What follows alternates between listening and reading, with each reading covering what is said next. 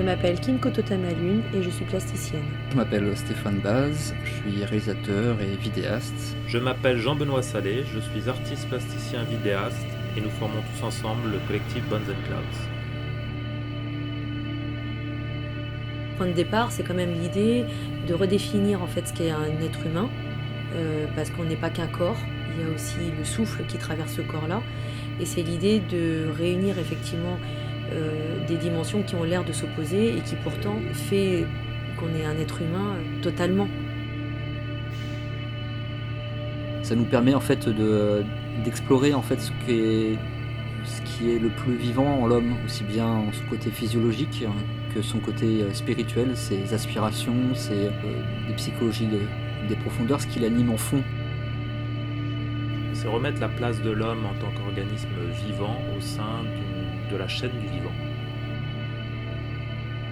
Pour parler de la fragilité, moi il m'est apparu que le verre était le plus approprié et ce côté éphémère en fait de la vie et fragile, du coup surtout, permettait de faire une analogie en fait avec l'être humain.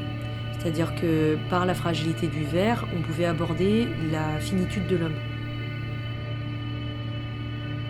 L'inframince, c'est de voir ce qui se passe au-delà du visible, parce qu'on est quand même dans une société où on mise tout sur le visible et ne pas oublier qu'il y a toute une part d'invisible qui infuse constamment nos décisions et nos choix. Notre travail déjà en fait il demande une mise au noir, donc on rentre dans quelque chose comme de l'ordre d'une caverne, de l'ordre d'un espace en fait consacré à la rêverie. Le rapport de la vidéo et du verre, c'est la rencontre entre la lumière et la matière. Et c'est cette rencontre-là qui peut-être peut faire réfléchir à ce qu'un être humain porte aussi en lui.